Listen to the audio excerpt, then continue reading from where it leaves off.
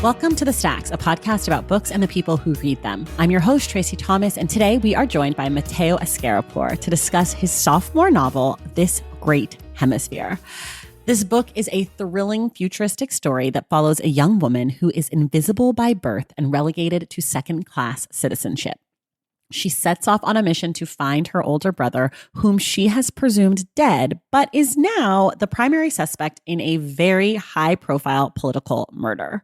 You might remember Mateo when he was on the show for his debut novel, Black Buck, and I'm so thrilled he's back again. Today, we talk about genre, the limits and capabilities of science fiction, and the challenges he faced along the way in writing this novel.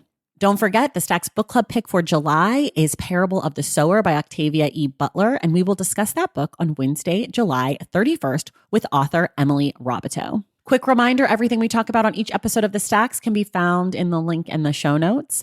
And if you love this podcast and you want more of it, you want some inside access, you can join the Stacks Pack. It is just $5 a month, and you get to join the best bookish community that has ever existed in the history of the world.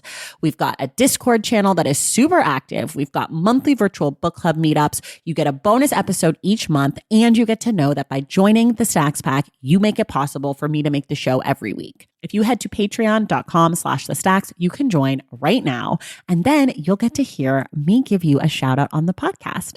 Here are some of our newest members: Donna Hogan, Mama Miller, Kathy Fauntleroy, Lisa Shirley, Brea Baker, and Mia Benson. Thank you all so much, and thank you to the entire Stacks Pack. And if you're sitting there and you're like, you know what, I don't want to be part of a community, but I do want to support this show, you can go to tracythomas.substack.com, subscribe to my newsletter. It's called Unstacked. I give you hot takes about books and pop culture, plus you get all the updates of things I've got going on. It is a great way to stay in touch and support my work. All right, now it is time for my conversation with Mateo Askaripour.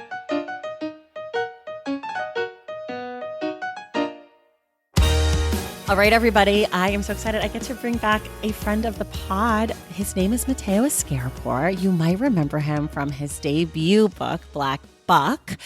He's back. He's totally flipped the script on all of us. He went from writing real life satire, a little, I guess not totally real life, but satire. Now he's giving us science fiction, futuristic, invisible people, and his newest novel, This Great Hemisphere. Mateo, welcome back. Tracy, welcome back to the Stacks. Thank you for having me. So honored to be here again. Let's go. I'm so happy you're here. You were, I always talk about this, you were the first author who ever, their publicist reached out to me and said, you are the number one media outlet on my authors list. And I said, who is your author? And she said, he's a debut. I said, I've never heard of this guy, but he can come on the show because flattery works with me 1000% of the time. And now look at you. You're back on your own merits this time. And you know, I wasn't even trying to flatter you. It was just, when I was working extremely hard to break in, the Stacks was one of, if not the main book podcast that I was listening to. And I felt as though I was becoming acquainted with so many authors that I admired and respected, and later on would actually be acquainted with author to author. So it was a no-brainer to try to be in conversation with you. And I thank you for giving lil no-name me years ago a platform and being able to share space with you. Well, I am a little no-name me, so it works out great. We were made for each other. What? listeners who are listening right now, don't let Tracy do that. No, it's true. Don't let Tracy do that. I love that I got you all your friends, though. You're welcome. Send me a fruit basket to thank me for introducing you to all your friends. I got you. Okay. We always start here. In about 30 seconds or so, can you just tell folks about This Great Hemisphere?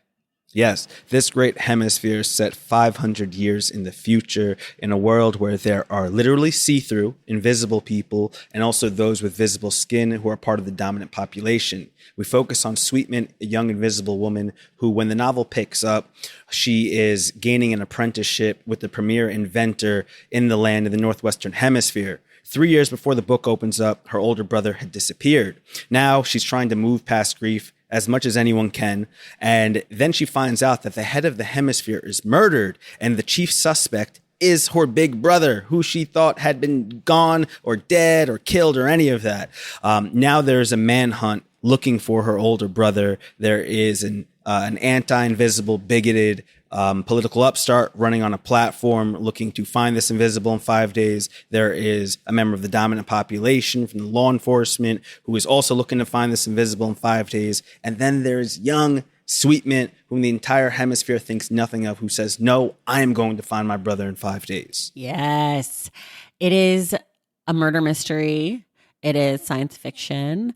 It is allegory, I would say. I don't know if you would say, but it's my show, so I'm going to say. That's right. Let's go. What I want to know is, where did you get the idea for this book? Yeah, the idea was first born in 2019 from an experience that I had on the New York City subway. I was sitting down, an older man and woman walk on.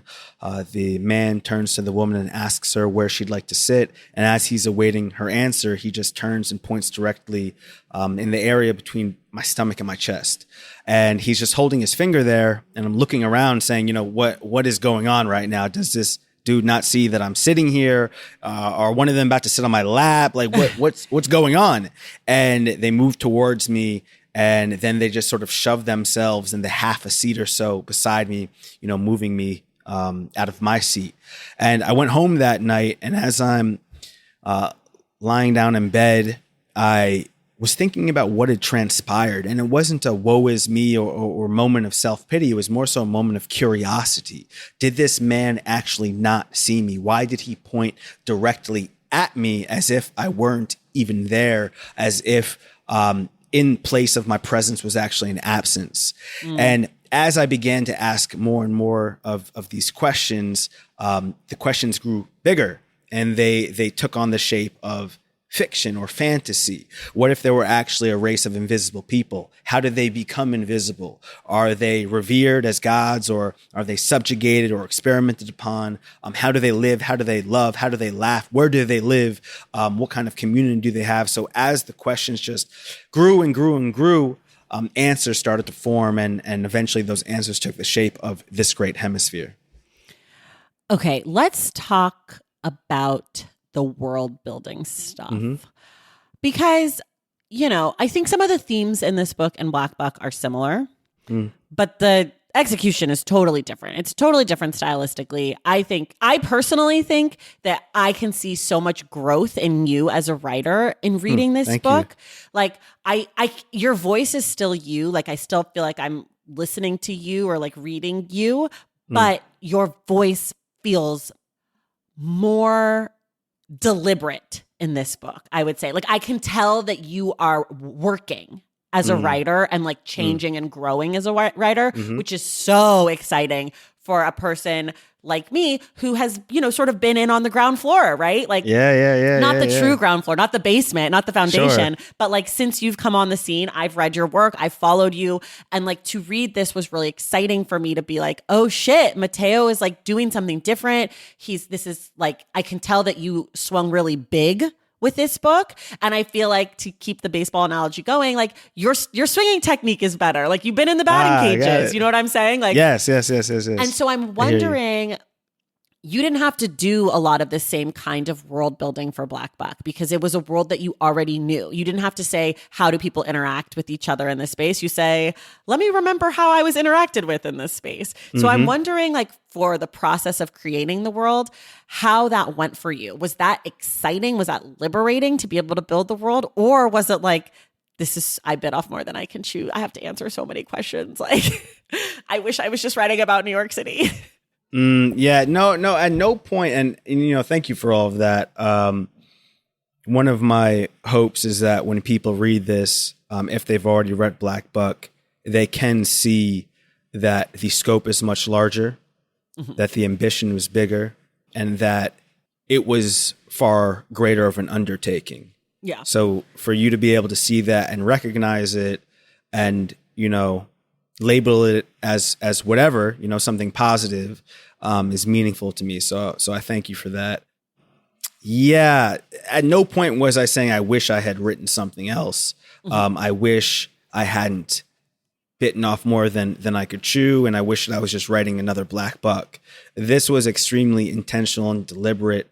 In 2020, I was on a rooftop of my friend Irvin Weathersby, who has a book called In Open Contempt coming out in 2025, nonfiction, where he explores art and public spaces and through his own eyes and the eyes of his history and family. Guy. Yeah, that's Irv. You met him. Yeah. That's my guy, right? So 2020, I was on his rooftop and I was talking about Black Buck, and Black Buck was coming out January 2021.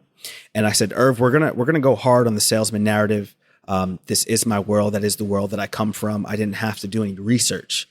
Here and there for Black Buck, because I didn't know about the different colored aprons in Starbucks. I don't even drink coffee, right? So I had to do research for Black Buck, yeah. but not heavy research in what does it mean to be one of the few or only people who look like you in the workplace? What does it mean to be almost crushed under the weight of ambition and following someone into the breach only for them to turn on you when they no longer view you as a human, but just as a vehicle of production?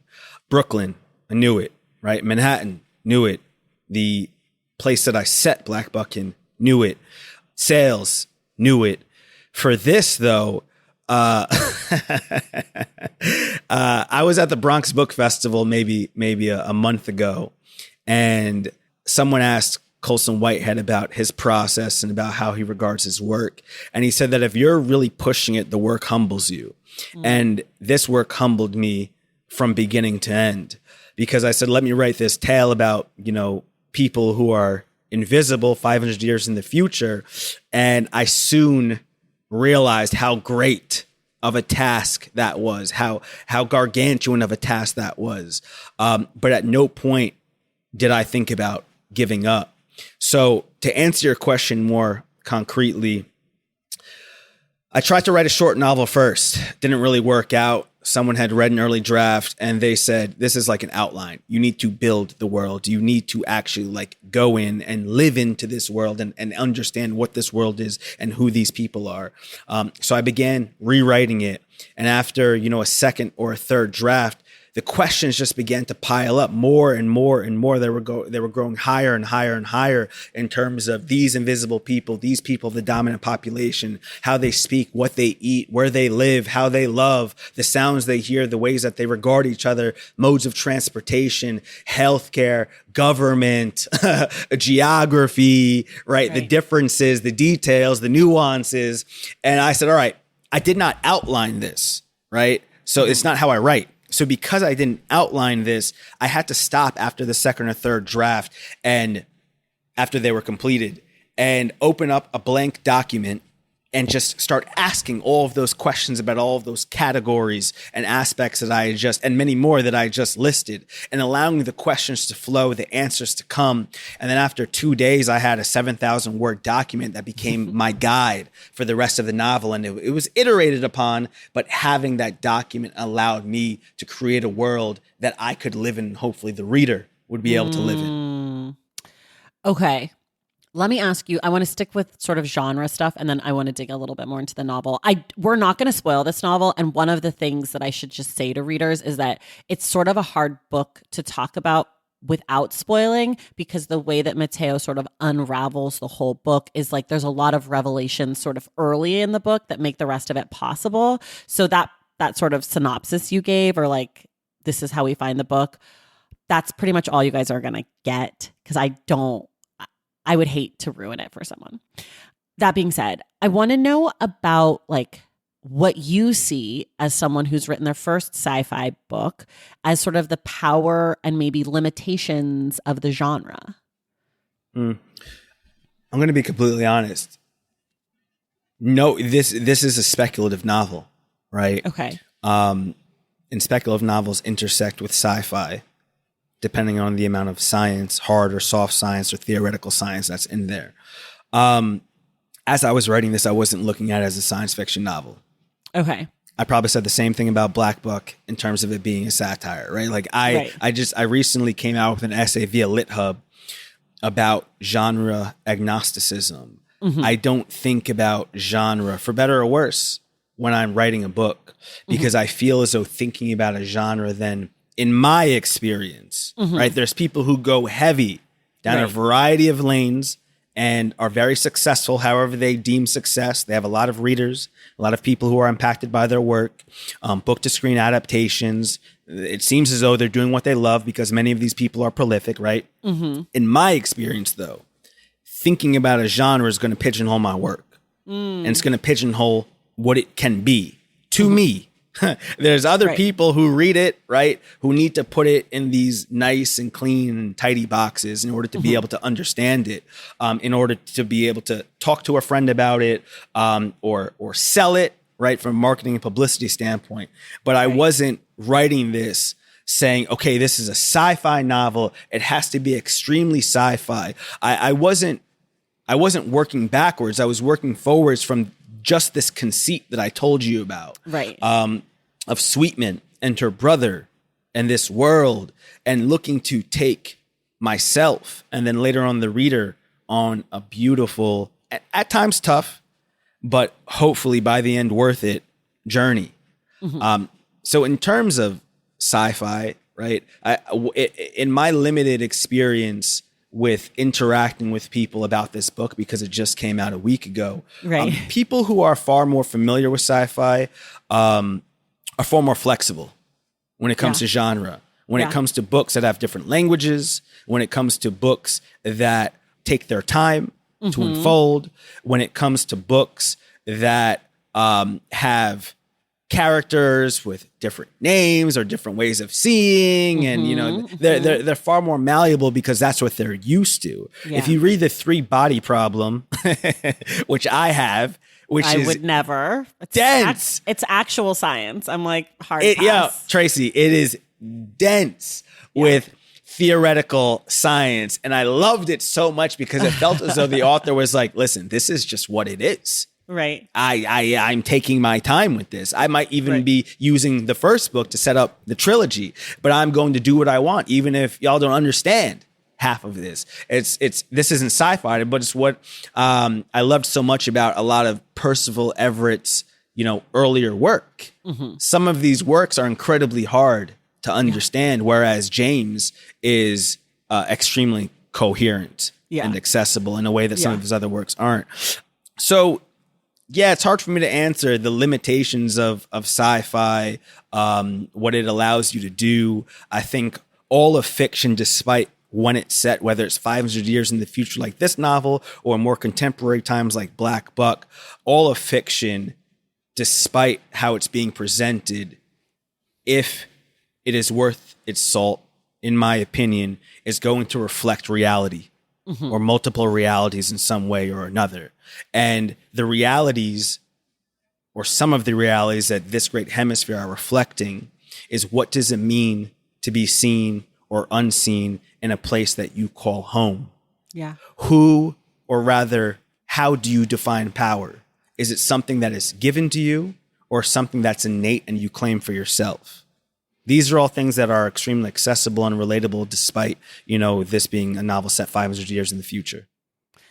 Okay, so then let me ask you this. If you're not, which I understand that you're not thinking about genre when you're writing, because I do think that can be limiting creatively. And also some of the best writers that I know, or like some of my favorite works of even like something like a memoir, they take the genre and then they sort of subvert it in their own ways with their own styles and techniques, right? So that it's not like true memoir or it's not true romance or whatever. So I understand that. But I guess the question then becomes like, are you thinking about your work in a lineage of genre at all? Like in conversation with others who have come before you? Are you looking at other speculative fiction novels and saying, I want to do that, but I want to put my own spin on it? Or are you truly just like, this is the story I'm telling Mateo's way, and that other stuff is for the marketing team, or that other stuff is for the Bookstagrammers to talk about? Well, love to the Bookstagrammers. First and foremost. Like once you say that, I mean, my people. The listeners can't talk see, about but all the of a sudden, invisibles of the book world. all of a sudden, I see them. I see you. Sure. And they know I do. Yes, but there are some connections to how they're treated 1,000%. in the world of your novel. They're definitely not the DPs, the dominant populations. 1,000%. I'm thinking about a lot of things right now, but I'm just going to answer the question. So the answer is yes, but it's a mix of what you asked, right? I am telling the stories that move me, that I want out in the world, that feel worth my time on this earth to write and tell, and will hopefully be worth the time on this earth of the people who read them, right? Mm-hmm. But 100% is my work in conversation with other authors. But it's not always going to be the people that you think. Sure. This Great Hemisphere is in conversation with Adam Hochschild, who wrote King Leopold's Ghost. I have still not read that, but it's right behind me somewhere. This Great Hemisphere is in conversation with Chinua Achebe and his Things Fall Apart trilogy. I was drafting this book and I had read Things Fall Apart and then more of his other works.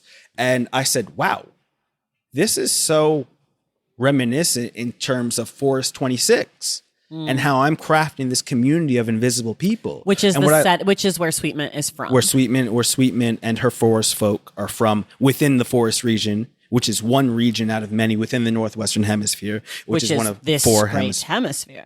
That's what they say, but people have to read to actually, see that for themselves. But I'm studying Chinua Achebe and I'm saying, okay, he's not defining so much in his work and in this community of people. And that gave me confidence. Of course, people who have read Octavia Butler, This Great Hemisphere is in conversation with her and her works. I don't think that this book would, I think that it would be far more difficult to have published this book without the work of Octavia Butler. Yes. And N.K. Jemisin, right? That's what I'm trying to say. Yeah, and I know we're not here to talk about Black Buck, so I don't need to go down that path of the people or the works that Black Buck is in conversation with. But yes, my work is always in conversation with authors and just artists in general, but they might not always be who you think they are. Yeah. Well, first of all, Octavia Butler's Parable of the Sower is our book club pick this month. So wow. So for folks, because, starts July 20th, 2024. And we are, in fact, in July 2024. We're just a few days away from that start. Let's go. So that's why we picked it for this month. But I actually did read this book back to back with Parable of the Sower. And I do feel like they're sort of in conversation also just like with the young female protagonist, sort of like going out to survive, to figure out a way to move forward. I mean, they're leaving their places for different reasons and like the circumstances are totally different, but that felt like a super obvious parallel, especially when I was reading it back to back, like I put Parable of the Sower down and immediately picked this up. So in conversation, Tracy, can I ask you a question? Yes, of course. Anytime. You brought up the many revelations in this novel. Without spoilers, just what were your thoughts on the many revelations when they were dispensed? Like, what did they make you think or feel about certain characters without naming them? Because I was looking to set the tone early that no one and nothing is as it seems. Yes, this is exactly what I want to talk about on the other side of the break. Got it. So, let's take a break right now, and then I'm going to answer that, and then we'll talk about it. Valentine's Day is upon us, and I've got love on the brain. Love for books, duh, of course. Hello. Did you forget what podcast you're listening to? I love bringing you all great reads, exclusive author interviews, and behind-the-scenes book gossip. But I can only do that with your support over on Patreon and Substack. Our Stacks Patreon community, also known as the Stacks Pack, is where you can go for book club meetups, a private, very active Discord, and a year-long mega reading challenge to help you achieve all your reading goals. Plus, you also get that monthly bonus episode. Now, over on the Substack, you can subscribe to my newsletter, Unstacked, where I keep the book conversations going. I also give you a healthy dose of sports and pop culture, definitely some hot takes happening over there. And again, that bonus episode. If you don't have a few dollars to spare, don't worry. There are free options on the Substack and the Patreon to get you a little extra stacks magic. Making this podcast is a total team effort, and by supporting my Patreon and my Substack, you allow me to support my amazing team that makes the show possible every single week. So if you or your friends are looking to meet other book lovers and support this indie podcast, come hang out with me on Patreon, Substack, or both. I would love to have you. And since we're talking about love, you can gift subscriptions to the Patreon and the Substack for that special reader in your life.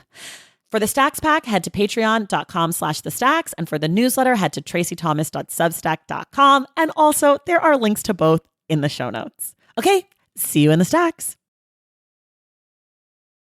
Okay, we're back from our break. Mateo has asked me a question, how dare he, about the revelations and sort of how nothing is as it seems in the book. So I don't know if I can answer your question without spoiling it for my audience. Oh, good. Is the answer. Do you want to try to ask it of me in a different way? Yeah.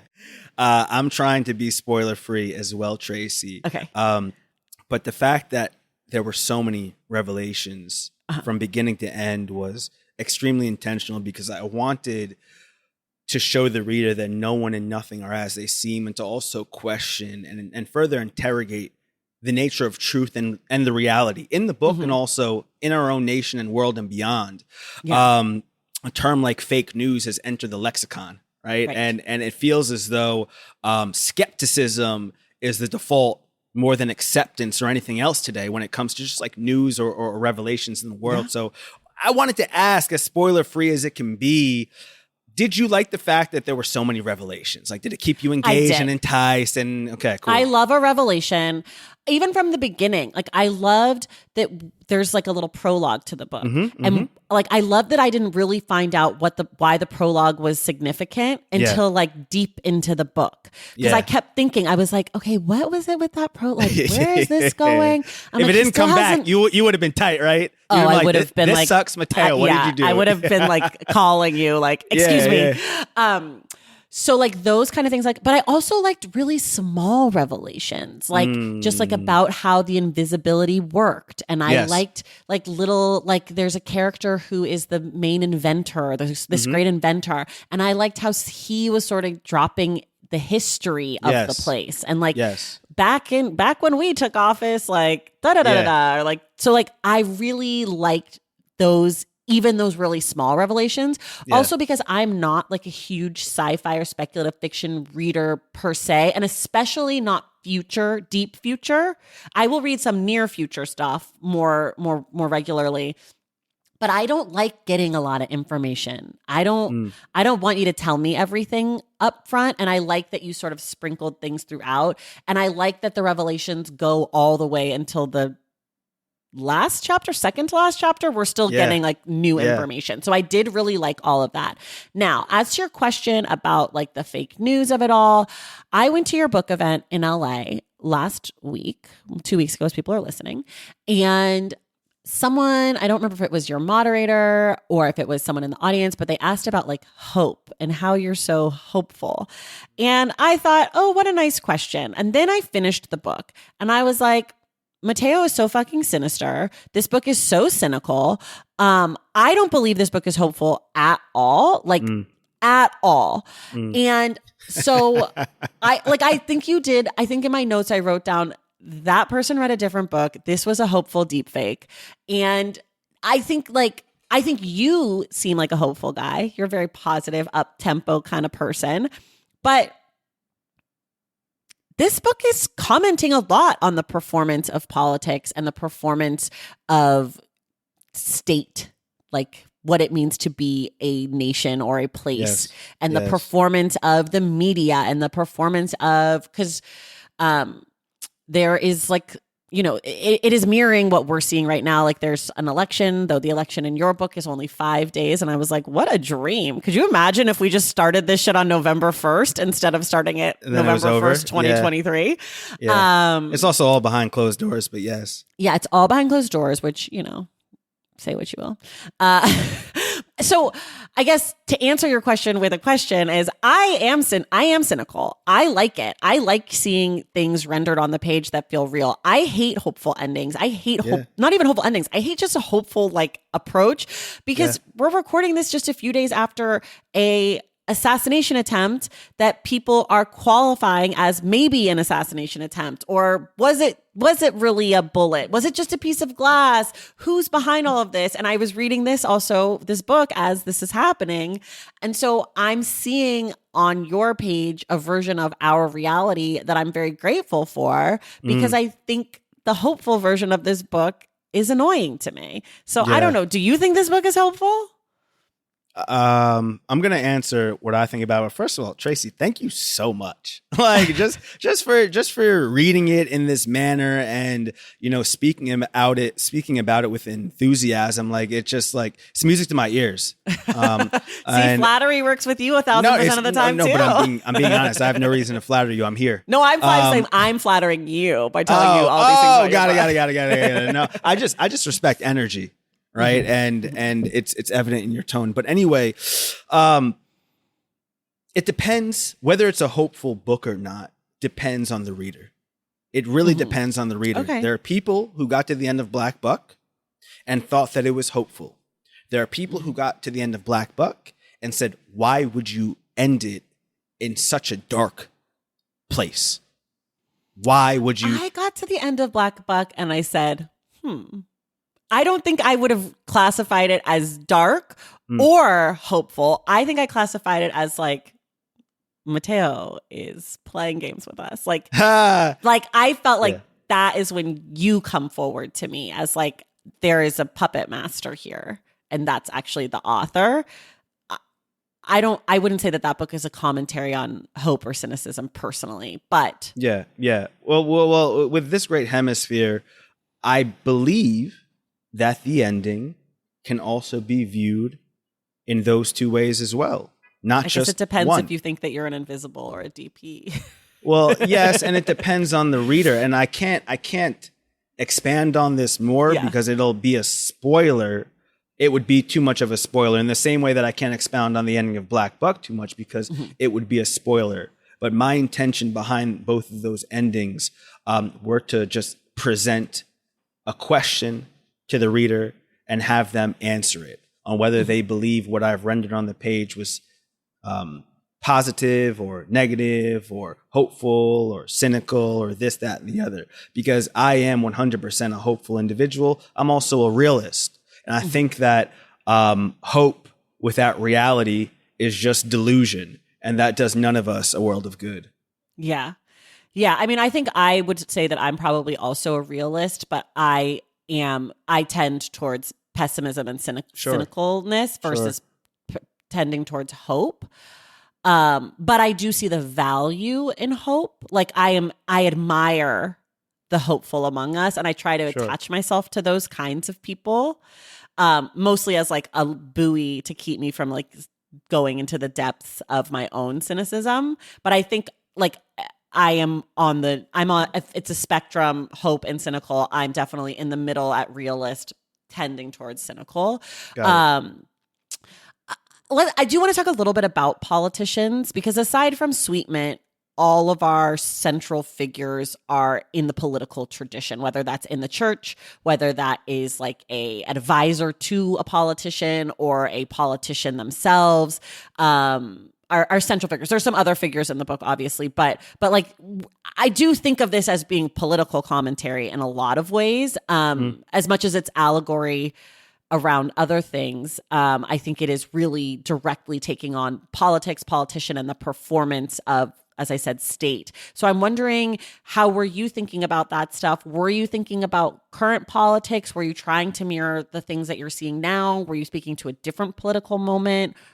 Were you really just creating a political moment out of whole cloth for yourself? Yeah, great question.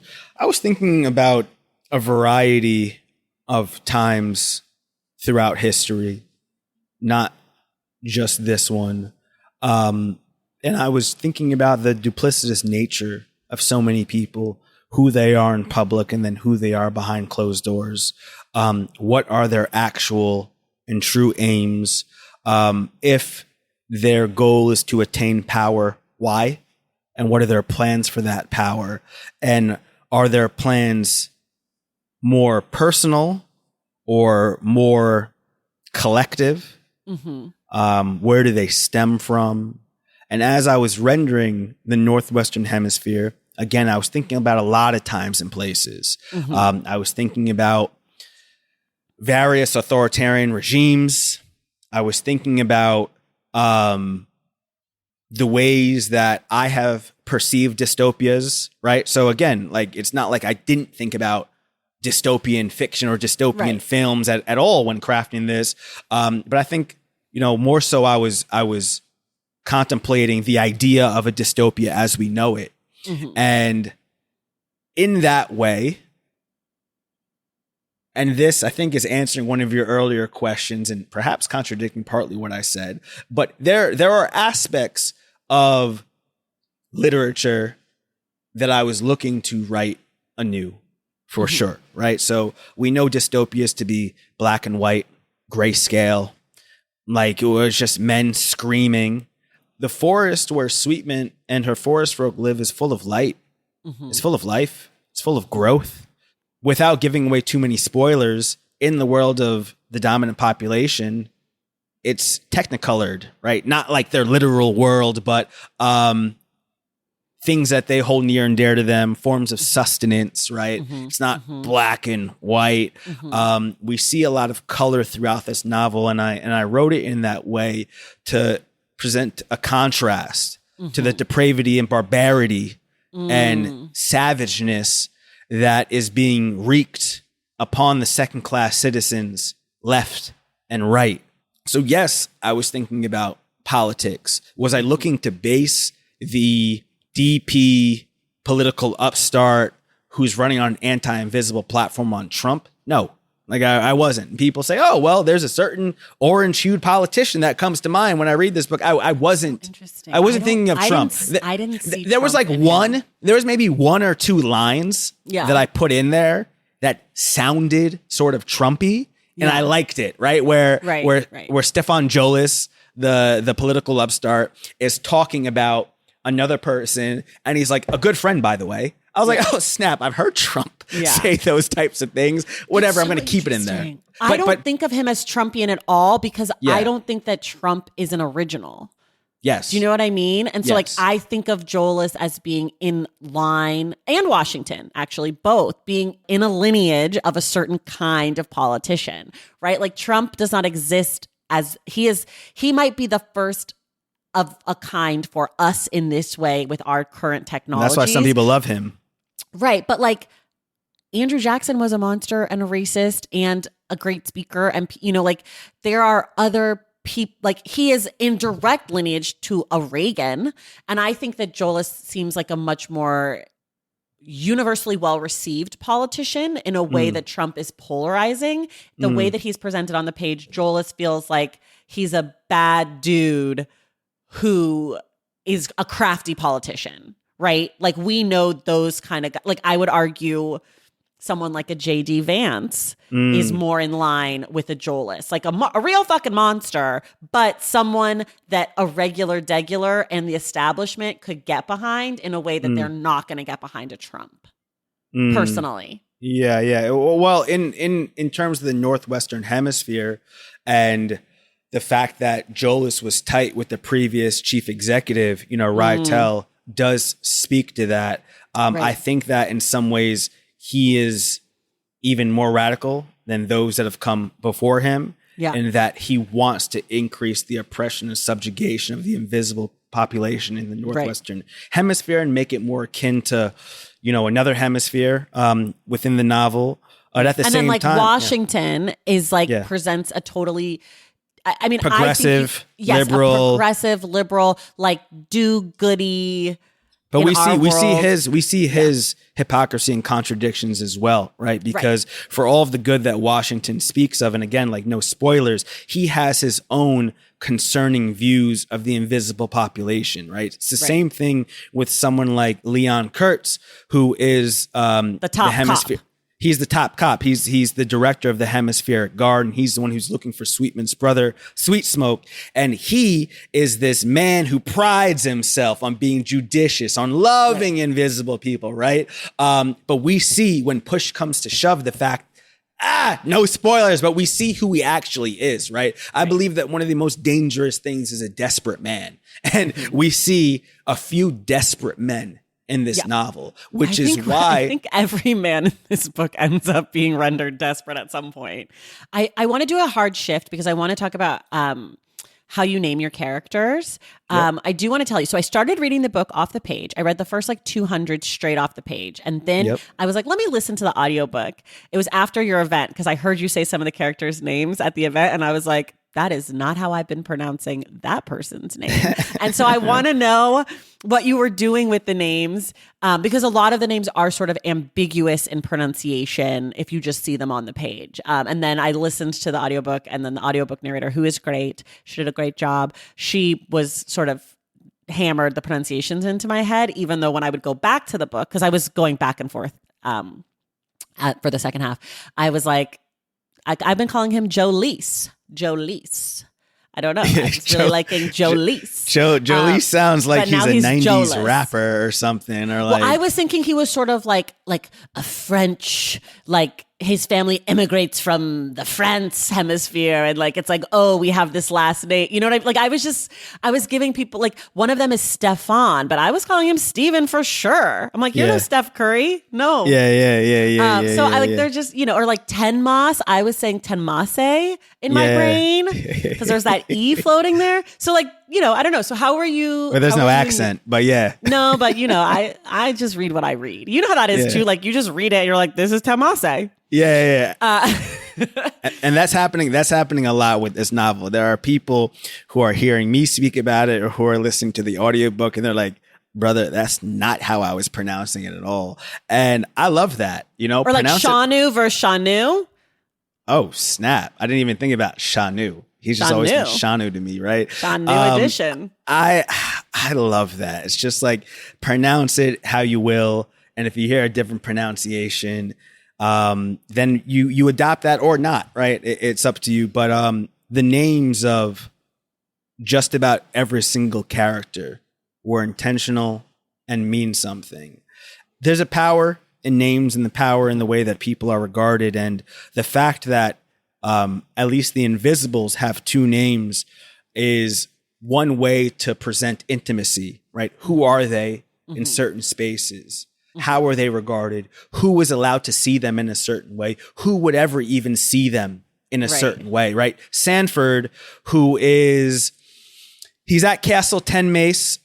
He is Kroger Ten Mace, right? This inventor who Sweetman gains the apprenticeship with. He's like a play nephew of him. Sanford, I don't think ever calls her Sweetman because that wouldn't make sense. He doesn't know her name. He doesn't know her like that, right? And he's probably heard the name Sweetman, right? Maybe. Or her referred to as Sweetman, but he would never say that. So despite this man trying to not give away any spoilers, saying, I know you, I see you, I know the real you, he doesn't even know to call her that name that she's been known as for the majority of her life. So yeah, that was part of the intention behind having these people have different names. With some other characters, it's to play up their duplicitous nature. With some other characters, they were named a certain way just for myself and my own intentions. And if ever anyone wants to do a deep dive into the names of all characters, which my French translator did the other day, then we can do that. Do they call him Jolie in France? You know what? I have to ask her. This was all over email, so I don't even know how she's pronouncing these names. Jolie. From the northeast hemisphere. He sounds a little too upper crust for Jolis, right? Jolis got it out the mud. See, but that's why I thought it was like a Frenchy name, because there'll be those people who are super not fancy, but then they have their last name is McMasters, and you're like, baby, wasn't that in Kylie Reed's Such a Fun Age? Oh yes. What's her name? Was it Alix or Alix? Yes. That's right. Alix instead of Alex. Yeah. Okay. Is there anything that is not in this book that you wish could have been? So, without giving away, there's a couple things, actually, right? And again, this isn't a tome. It's not the longest book ever, but it's not 200 pages. No, it's like what, four? It's about 400. Yeah, a little bit more. Yeah, exactly. The book originally had 3 prologues. Okay. Yeah, it had 3 prologues. I'm obsessed with you. Yeah, and I really, it had 3. And I got feedback early, cut those other 2 out. You can't have 3 prologues, right? Which was, thank God someone told you that. It was a good decision. Yes. But the second prologue, I thought it was dope. It basically, the book at first wasn't 500 years in the future. It was 1,000 until I realized that it didn't need to be. And it just didn't need to be. And the way that I was bridging how we get from today to 1,000 years in the future, I was using these 3 prologues to get us there. And the second prologue was taking place in like, that one might have been like 2,500. Again, when the book was taking place in 3,000 something. And it was featuring a war between people with visible skin and people who were invisible, or the invisible people were being used on both sides. And these 2 men, they weren't even called invisibles or DPs at that point. They had different names. And it was a discussion between these 2 men on the nature of war and the nature of life. And just like the way that it ended, I really liked it, but that had to go. I might read from that one day, just, for fun at a reading. And then the courtroom scenes, or excuse me, the scenes in the Gallery of Rule, which is like a mix between a court and parliament. Yeah. All of those scenes were written out in great detail in an early draft. And I really liked them. But I got feedback saying that we don't need all of these to be written out in detail. But That's so interesting, because that was one of my things where I was like, I wish we got more of those scenes. Really? I loved the first one. I had bunches of them. And then, when I got that feedback, they said, well, why don't we figure out a different and more engaging way to render them? And when someone reads the book or listens to it, they'll see how those were rendered. But I really enjoyed those scenes, but it's some give and take. And I didn't think that it was going to drastically change the book by changing them. But yeah, those were a few things that I enjoyed and could have kept if we had more space and all of that. Okay. I went back and listened to our conversation last time, the second half, because I wanted to know what you answered about your writing rituals and stuff. And I don't think I asked you what's a word you can never spell correctly on the first try. Did I ask you? Do you remember? I don't remember if you did. I didn't hear it. Okay, well, answer that question in case because I got to get you on the record with this. A word that I can never spell on the first try. I don't know. I don't know. But I'm gonna. Maybe that's what happened last time, and we just cut out you not knowing. But I'm going to tell you a short anecdote about a word, though. Okay. Yeah. So here we go. Yeah, and it's not like I'm the winner of like a script spelling bee, but nothing comes to mind. But you're a relatively good speller. Yeah, mostly. I think that so many of us have become worse spellers because of autocorrect and typos and all of that. Yeah. But with my former agent, the one who sold Black Buck, the one who sold This Great Hemisphere, whom I love dearly, but she just went into a different career. For the longest time, I would type to her, "Whoa," and I could never spell it right. I didn't know that I was misspelling it. It's not WOAH, it's WHOA. And so many people write WOAH. That's how I spell it wrong all the time. Right? And eventually she beat it into me to when WHOA? Yeah. Whoa, that's a huge surprise. Whoa, do you see that? I see it, but now I'm typing this and seeing what happens. Okay. Is it a British variant or something? No, but it's saying the exclamation is WOAH. Wait, is it spelled woe or woe? Woe and woe are often confused, but woe, WHOA, is the correct spelling. It is used as an interjection to express alarm or a surprise. WOHA is a spelling variant considered wrong by most language authorities. Oh, yeah. So you're part of the language police? Oh, I'm not. Yeah, apparently you are. ACAB, WOAH. I got policed myself, and so I didn't end up in literary jail. I started to spell it WHOA, and I'll never forget that. Yeah. Wow. Learn something new every day. Okay. Do you still have a training poster of Muhammad Ali?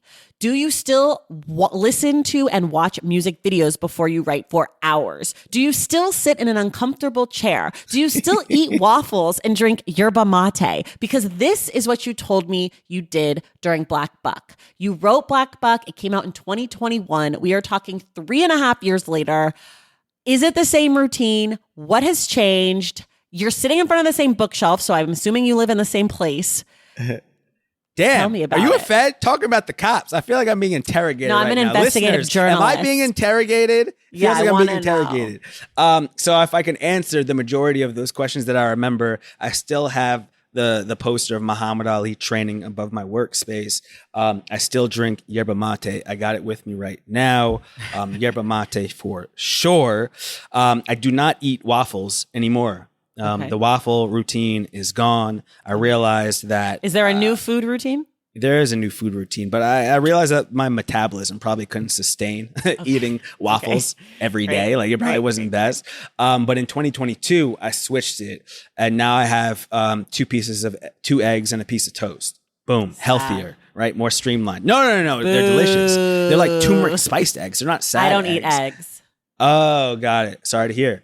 I'm a vegetarian. I need to get my protein. The music videos and the movie trailers, it's no longer hours. It might be an hour. I still watch them, but it's no longer like... But right before you write. Yeah. It's no longer like 2 or 2.5 hours. It's probably an hour, sometimes less, but I'm still watching them right before I get up and dance a little bit to a few songs and then write. Okay. Uncomfy chair? Same chair. Okay. Same chair. Any new rituals? No. I'm still turning my phone off and throwing it behind me. Okay. I'm still, meditating in the morning, trying to start off my day from a proactive, not a reactive place. So, not responding or even looking at texts or emails before I'm ready, before I sit down to my desk. Of course, that's a privilege, but that's how I'm doing it. And I think that most things are still the same. Okay, last time we talked, I asked you if you knew what was coming next, and you said you had an idea. But when I heard you talk last week in LA, you said that you had started This Great Hemisphere in 2020. And so I don't think you were talking about This Great Hemisphere when I asked you last time. So I'm going to ask you again, do you know what comes next? Are you working on something? I'd be so curious to see how I answered that or what I was even referring to. It might have been This Great Hemisphere, or it might have been something else. It didn't sound like this because I feel like you said it was like maybe something all similar. You said maybe something similar to Black Buck. But in the acknowledgments of Black Buck, I said my next book is going to be nothing like this. So I knew that it was going to be This Great Hemisphere, but I could have been talking about a variety of projects. Yes, I have a draft of a new novel. And I'm going to continue to revise and work on that and, see what we can do with it. And, there's still, I might have brought this up last time we spoke.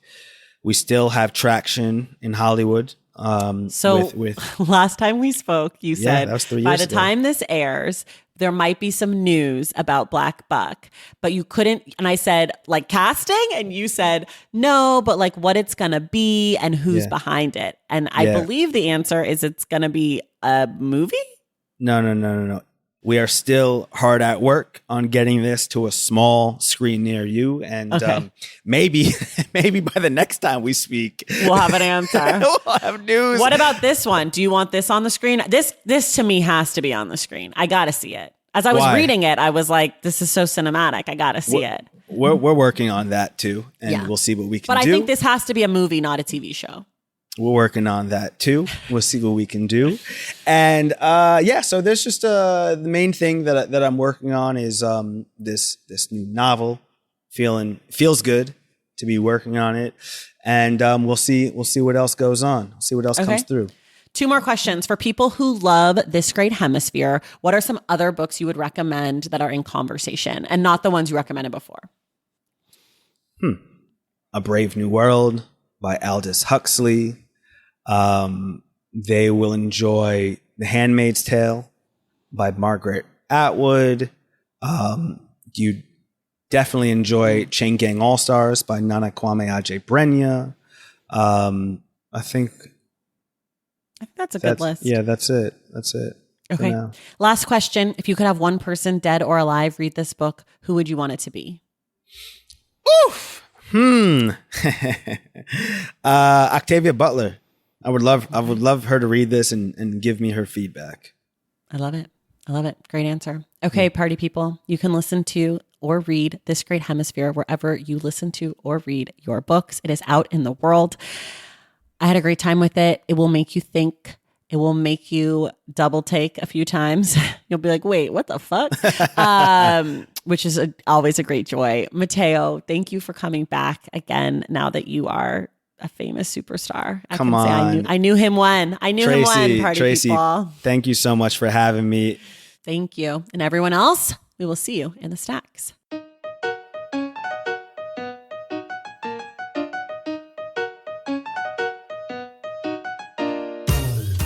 All right, y'all, that does it for us this week.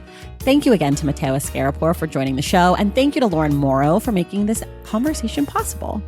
Remember, the Stacks Book Club pick for July is Parable of the Sower by Octavia E. Butler, and we will discuss that book on Wednesday, July 31st with Emily Roboteau. If you love this podcast and you want inside access to it, head to patreon.com/thestacks and join the Stacks Pack. And you can check out my Substack at tracythomas.substack.com. Make sure you're subscribed to The Stacks wherever you get your podcasts. And if you're listening through Apple Podcasts or Spotify, leave us a rating and a review. For more from The Stacks, follow us on social media at The Stacks Pod on Instagram, Threads, and TikTok, and at The Stacks Pod _ on Twitter. And you can check out my website, thestackspodcast.com. This episode of The Stacks was edited by Christian Duenas with production assistance from Lauren Tyree. Our graphic designer is Robin McCrite, and our theme music is from Tigirigis. The Stacks is created and produced by me, Tracy Thomas.